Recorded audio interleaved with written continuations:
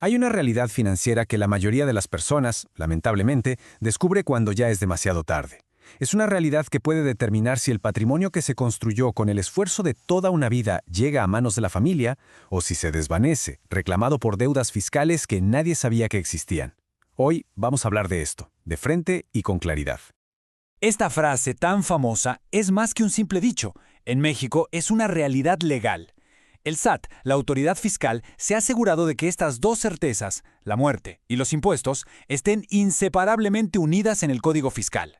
La muerte no es el fin de las obligaciones con Hacienda. De hecho, es el inicio de un proceso de transferencia de esa responsabilidad, y casi siempre ocurre en el momento más vulnerable para una familia.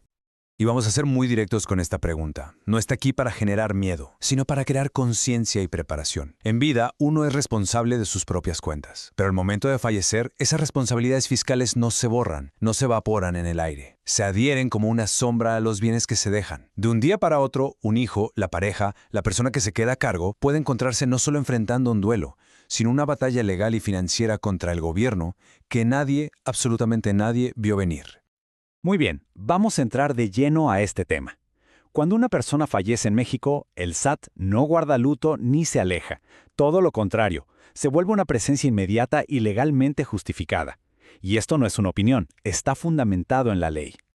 Ese es el núcleo de todo el asunto. Cualquier adeudo, declaraciones que no se presentaran, multas pendientes, nada de eso se perdona con la muerte. Se transforma, se convierte en un reclamo con prioridad sobre el patrimonio, sobre la herencia. Esto significa que antes de que los herederos puedan pensar en recibir la casa, el dinero del banco o cualquier otro bien, el SAT tiene el derecho de cobrar primero. El dinero que se pensaba para los nietos, para la tranquilidad de la pareja, podría ser interceptado por completo para saldar esas cuentas pendientes. Vamos a detenernos un momento en el texto de la ley. Fíjese bien en esa palabra, todas. La ley no dice algunas obligaciones, no dice excepto las deudas fiscales, no. Es una palabra absoluta. El Código Civil es tajante. Una herencia es un paquete completo. Vienen los activos, sí, pero vienen amarrados a todos los pasivos, sin excepción. Aceptar la herencia es aceptar el paquete entero. Ahora, aquí hay una buena noticia, una protección legal muy importante que sirve como un cortafuegos. La ley es muy clara. Un heredero normal, que no tiene otro cargo, no tiene por qué pagar las deudas del difunto con su propio dinero. Su casa, sus ahorros personales, su coche, todo eso está a salvo. La responsabilidad se limita estrictamente al valor de los bienes que se están heredando. La deuda no puede, digamos, saltar de la herencia al bolsillo del heredero. Pero, y este es un pero gigantesco, que el peligro no haya saltado a su patrimonio no significa que el peligro haya desaparecido. Es una pregunta perfectamente lógica. Si la ley nos protege, entonces, ¿de qué nos preocupamos? Bueno, el problema es que el verdadero peligro no es que el SAT vaya a embargar la casa del heredero. El peligro real, y mucho más común, es que la herencia se evapore por completo, que todo aquello por lo que se trabajó se consuma pagando deudas, multas y recargos que crecieron con el tiempo. Y además existe un segundo peligro, uno oculto y personal, que recae sobre los hombros de una figura clave, el albacea. Pasemos ahora a la figura central de este drama, y que a menudo es la más incomprendida, el albacea. Ser albacea no es solo un título honorífico o un simple administrador. Ante la ley, y sobre todo ante el SAT, el albacea es el representante legal de la persona fallecida. Aceptar este cargo sin entender a fondo lo que implica puede ser la peor decisión financiera de su vida. Por favor, grabemos este término, responsable solidario. No es solo jerga de abogados. En la práctica, significa que el albacea se convierte, para efectos fiscales, en la persona fallecida. Y como esa persona ya no puede pagar, el SAT se voltea y le exige el pago directamente al albacea.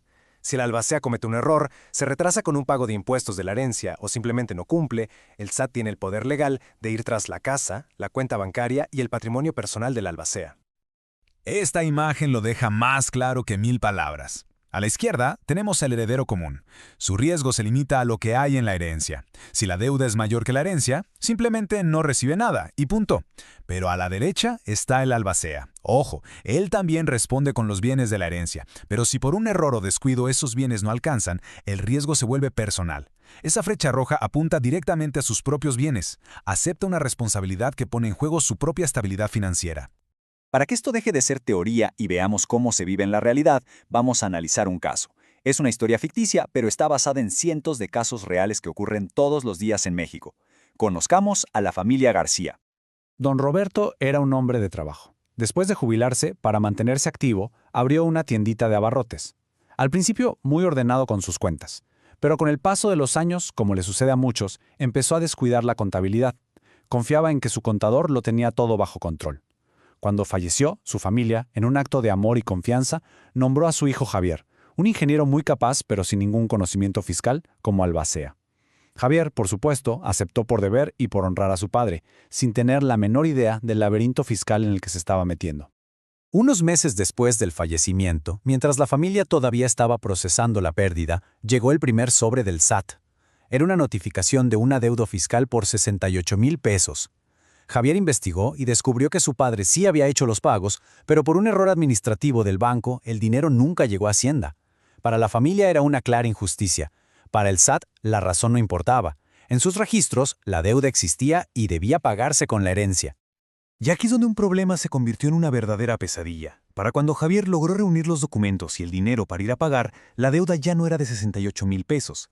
En solo 6 meses, por los recargos, las multas por pago extemporáneo y los intereses que se acumulan día con día, la cantidad había explotado a casi 100,000 pesos. Esta es una lección brutal. Las deudas con el SAT no se congelan con la muerte. Al contrario, entran en un proceso de crecimiento acelerado. El final fue muy triste. Javier tuvo que malbaratar la tienda familiar para poder juntar el dinero. Los ahorros que su padre había dejado se fueron casi por completo en pagar esa deuda inflada. La herencia en la práctica desapareció. Pero lo peor fue la angustia de Javier. Como albacea y responsable solidario, cualquier error en ese proceso caótico podría haberle costado su propia casa. No solo vio desvanecerse el legado de su padre, sino que puso en riesgo su propio futuro. Entonces, hagamos una pausa. Ya vimos el resultado. Ahora analicemos con cabeza fría. ¿Dónde estuvieron los errores críticos? Es fundamental entender los puntos de quiebre en la historia de los García para que no se repitan en otras familias. El primer error, y el más costoso para Javier, fue aceptar ser albacea por impulso, sin asesorarse sobre lo que significaba ser responsable solidario. El segundo error fue no actuar de inmediato. Un contador profesional le hubiera dicho, lo primero es pedir al SAT una opinión de cumplimiento fiscal de tu padre. Ese documento es como una radiografía fiscal que hubiera revelado la deuda desde el primer día. Y el tercer error, la raíz del problema, fue de don Roberto. Años atrás, cuando dejó de operar la tienda, simplemente bajó la cortina. Nunca fue al SAT a presentar el aviso de cancelación de su RFC. Para Hacienda, el negocio seguía operando y acumulando obligaciones. La historia de los García es una advertencia, ¿sí? Pero no tiene por qué ser una sentencia. Es posible tomar el control. Ahora vamos a la parte más importante, la parte práctica. Aquí tenemos 7 pasos claros, concretos y preventivos para blindar el patrimonio familiar.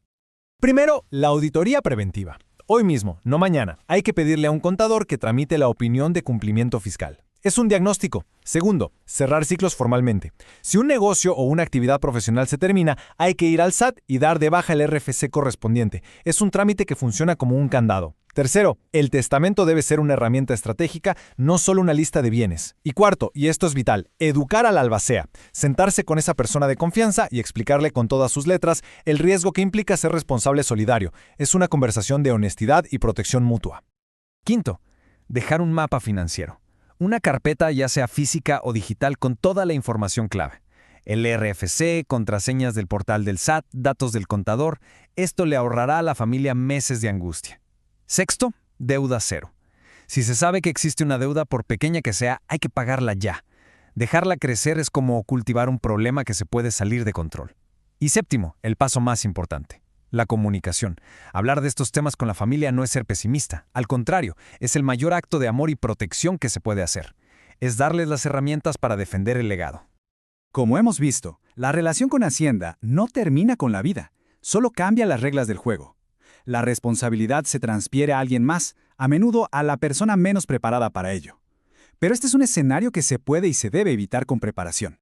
Y este es el punto central de toda nuestra plática de hoy. El verdadero poder para proteger a la familia no está en el dinero que se acumula, sino en el conocimiento que se comparte en vida. Al tomar estas medidas, no solo se están ordenando las finanzas personales, se está construyendo un escudo de información para proteger a los seres queridos.